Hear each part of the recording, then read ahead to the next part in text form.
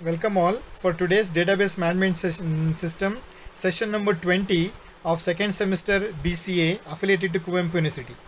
Dear students, ನಮ್ಮ ಇವತ್ತಿನ session number 20 topic ಏನು ಅಂದರೆ very fundamental things for your interviews and everything about your DBMS, that is about attributes and type of your attributes. So ಇವತ್ತಿನ session start ಮಾಡೋಕ್ಕಿಂತ ಮುಂಚೆ ನಿನ್ನೆ ನಮ್ಮ session number 19ನಲ್ಲಿ ಏನು ಕಲ್ತ್ವಿ ಅನ್ನೋ ಒಂದು ಸಣ್ಣ ಪ್ರೀಕ್ಯಾಪ್ ಹಾಕೋಣ. So yesterday we have understood about what the type of entities, entity set andre enu, strong entity andre enu, weak entity andre enu, ಆ ಎಂಟಿಟಿ ಸೆಟ್ನ ಹೇಗೆ ರೆಪ್ರೆಸೆಂಟ್ ಮಾಡ್ತೀವಿ ಅಂತೇಳಿ ತುಂಬ ಸಿಂಪಲ್ ಆಗಿ ಕಲ್ತು ಗೊತ್ತಾಗಿದೆ. ಸೊ ಇವತ್ತು ನಮ್ಮ ಏನು ಕಲಿಯೋಣ ಅಂದರೆ will learn about the different attributes and types there. So today's learning objective of this session is to understand the attributes and type of attributes. So ಇವತ್ತಿನ ಸೆಷನ್ನ ಸಮ್ಮರಿ ಏನಾಗುತ್ತೆ ಅಂದರೆ the student will be able to understand the attributes and the type of attributes there. So let us start understanding an attribute. ನಿನ್ನೆ ಮತ್ತು ಮೊನ್ನೆ ಸೆಷನಲ್ಲೇ ನಾವು attribute ಅಂದರೆ ಏನು ಅನ್ನೋದನ್ನು ಕಲ್ತಿದ್ದೀನಿ ಅಲ್ವಾ. ಇವತ್ತು ಅದನ್ನು ಬ್ರೀಫಾಗಿ ಕಲಿಯೋಣ ಇನ್ನೂ ಸ್ವಲ್ಪ. ಸೊ ಒಂದು ಎಂಟಿಟಿ ಇದೆ, ಟೇಬಲ್ ಇದೆ, ಆ ಟೇಬಲ್ನ ಹೇಳಬೇಕು ಅಂದರೆ it's A collection of attributes ಅಂತ ಹೇಳಿದ್ದೀವಿ ಅಲ್ವಾ. ಅದನ್ನೇ ಕಲಿಯೋಣ ಇಲ್ಲಿ. An entity is described by it's attributes which are nothing but the properties characterizing it. Each attribute has a value drawn from some domain, ಅಂದರೆ set of some meaningful value. ಇಲ್ಲೇನು ಹೇಳ್ತಾ ಇದ್ದೀವಿ ಅಂದರೆ ಒಂದು ಸೆಟ್ ಆಫ್ ಆಟ್ರಿಬ್ಯೂಟ್ಸ್ನ ಸೇರಿಸಿದ್ರೆ ಒಂದು entity ಆಗುತ್ತೆ. ಮತ್ತು ಪ್ರತಿಯೊಂದು ಆಟ್ರಿಬ್ಯೂಟ್ ಏನು ಮಾಡುತ್ತೆ ಅಂದರೆ ಆ ಎಂಟಿಟಿನ ಒಂದು ಪ್ರಾಪರ್ಟಿ, ಒಂದು ಕ್ಯಾರೆಕ್ಟರಿಸ್ಟಿಕ್ಸ್ನ ಬಿಂಬಿಸ್ತಾ ಇರುತ್ತೆ. ಮತ್ತು ಅದಕ್ಕೆ ಯಾವ್ದಾದ್ರು ಒಂದು ವ್ಯಾಲ್ಯೂ ಇದ್ದೇ ಇರುತ್ತೆ ಮತ್ತು ಅದು ಆ ವ್ಯಾಲ್ಯೂನು ತುಂಬ ಮೀನಿಂಗ್ಫುಲ್ ವ್ಯಾಲ್ಯೂ ಆಗಿರಬೇಕು. ಈಗ ಎಕ್ಸಾಂಪಲ್ ತೊಗೊಳ್ಳೋಣ. ಪರ್ಸನ್ ಅನ್ನೋ ಒಂದು ಎಂಟಿಟಿ. ಈ ಪರ್ಸನಿಗೆ ಏನೇನು ಫೀಚರ್ಸ್ ಇರುತ್ತೆ ಅಂದರೆ ಪ್ರತಿಯೊಂದು ವ್ಯಕ್ತಿಗೂ ಹೆಸರಿರುತ್ತೆ. ಈಗ ನನಗೆ ಹೆಸರಿದೆ, ಏನು ಡಾಕ್ಟರ್ ಶೋಯಬ್ ಅಹಮದ್. ಈಗ ನಿಮ್ಮೆಲ್ರಿಗೂ ಒಂದೊಂದು ಹೆಸರಿದೆ ಅಲ್ವಾ. ನನಗೊಂದು ವೇಜ್ ಇದೆ, ನೀವು ಆ್ಯಸ್ ಎ ಪರ್ಸನ್ ಒಂದು ಏಜ್ ಇದೆ ಅಲ್ವಾ. ನನಗೊಂದು ಅಡ್ರೆಸ್ ಇದೆ, ನಂದೊಂದು ಫೋನ್ ನಂಬರ್ ಇದೆ, ನಮ್ಮದೊಂದು ಜೆಂಡರ್ ಇದೆ. We have an number of factors there isn't it. So ಅದನ್ನೆಲ್ಲ ನಾವು ಏನಂತ ಕರಿತೀವಿ? Yes, we call it as what attributes. Okay. ಈ ಪ್ರತಿಯೊಂದು ಆಟ್ರಿಬ್ಯೂಟಿಗೂ ಒಂದು ಪರ್ಟಿಕ್ಯುಲರ್ ವ್ಯಾಲ್ಯೂ ಇರುತ್ತೆ ಮತ್ತು ಅದಕ್ಕೊಂದು ಮೀನಿಂಗ್ಫುಲ್ ವ್ಯಾಲ್ಯೂ ಇರುತ್ತೆ. For example, age of person called as doctor Shoaib Ahmad cannot be 500. Isn't it? Meaningful value ಇರಬೇಕು ಅಂತ ಅದಕ್ಕೆ ಹೇಳಿರೋದು. ಅರ್ಥ ಆಯ್ತಲ್ವಾ? ಆಟ್ರಿಬ್ಯೂಟ್ ಅಂದರೆ ಏನು, ಎಕ್ಸಾಂಪಲ್ಲು ಹೇಗಿರುತ್ತೆ ಅಂತೇಳಿ. ಈ ಆಟ್ರಿಬ್ಯೂಟ್ಸ್ನ ನಾವು ಕ್ಯಾಟಗರೈಸ್ ಅಥವಾ ಕ್ಲಾಸಿಫೈ ಮಾಡೋಕ್ಕೆ ಹೋದರೆ based on the value it is going to store there, ನಾನು ಅದನ್ನು 4 ರೀತಿ ಡಿಸ್ಟಿಂಗ್ವಿಷ್ ಮಾಡ್ಬೋದು. ಹೇಗೆ ಅಂದರೆ ಮೊದಲನೇದು, an attribute can be classified either as a simple, atomic or a composite attribute. Simple ಅಂತಾರೋ ಕರೀರಿ, ಆಟೋಮಿಕ್ ಅಂತಾರೋ ಕರೀರಿ, ಅಥವಾ it can be a composite value.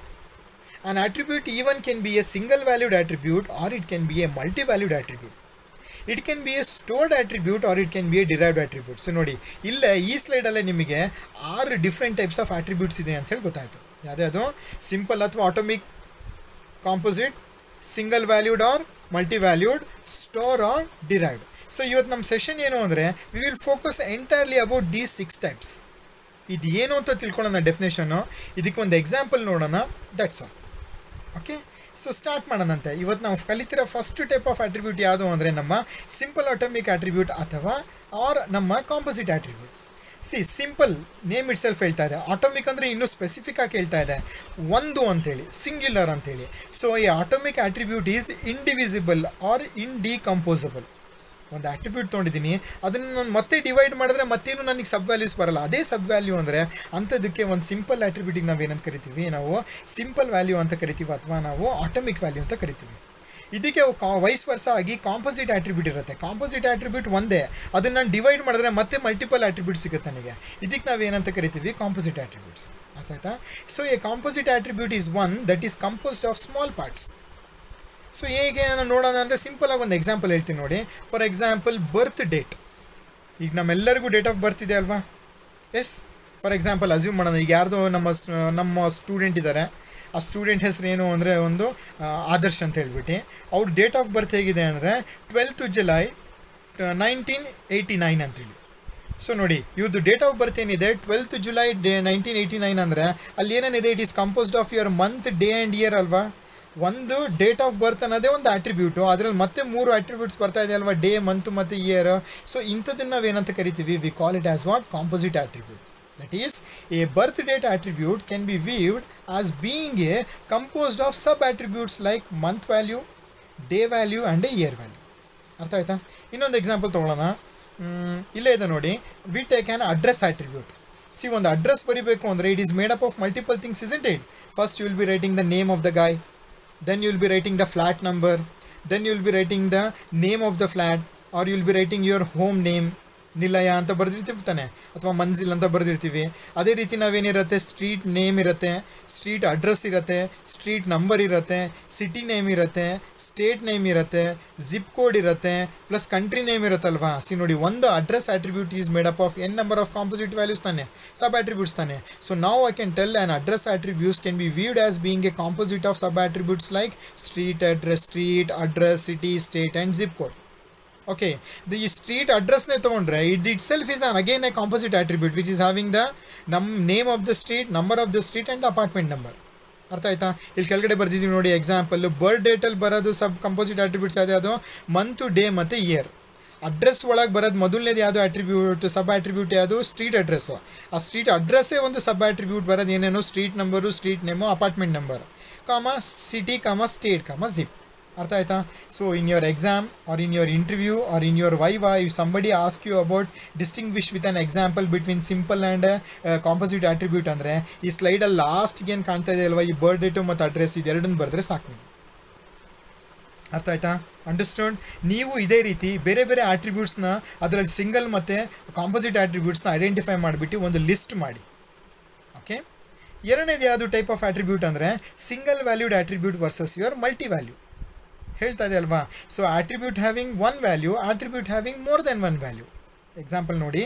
So most attributes have a single value for a particular entity. Such attributes are called as what? Single value. In some cases an attribute can have a set of value for the same entity. For example, ಈಗ you know a car.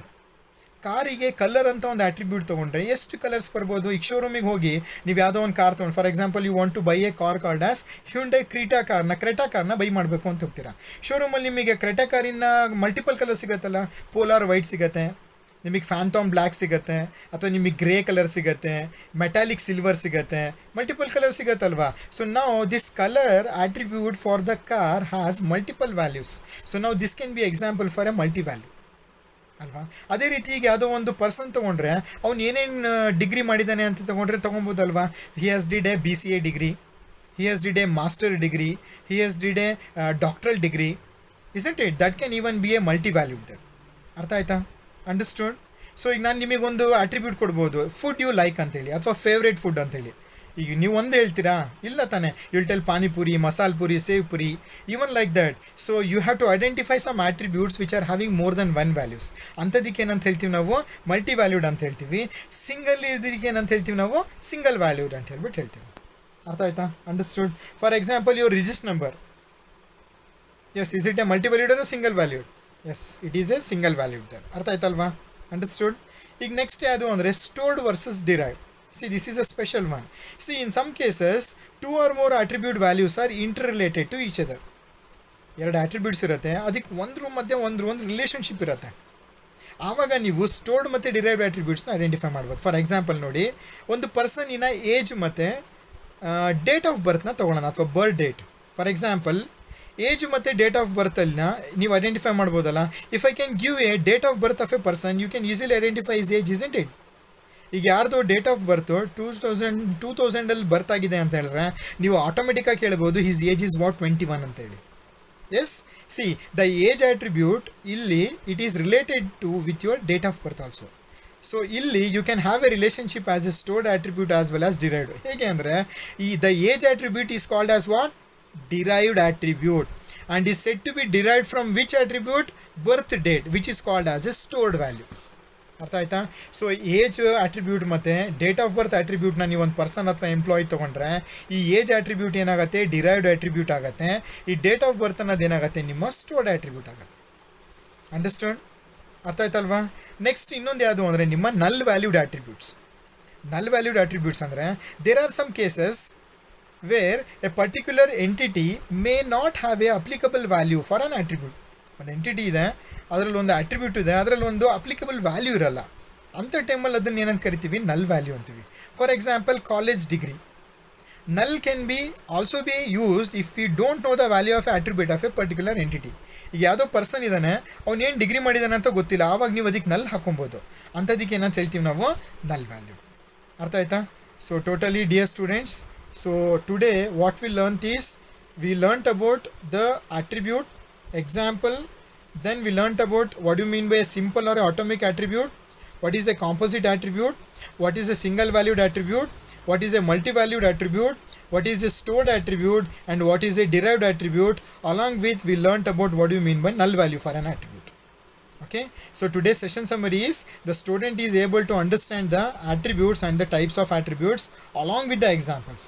So students ನಿಮಗೊಂದು assignment ಕೊಡ್ತೀನಿ, ನೀವೀಗ ಪ್ರತಿಯೊಂದು ನೋಡಿರೋ ಒಂದು 6 different types of attribute ವ್ಯಾಲ್ಯೂಸಿಗೆ ಒಂದು 10 ಎಕ್ಸಾಂಪಲ್ಸ್ನ ಲಿಸ್ಟ್ ಮಾಡಿ ರೆಡಿ ಇಟ್ಕೊಳ್ಳಿ.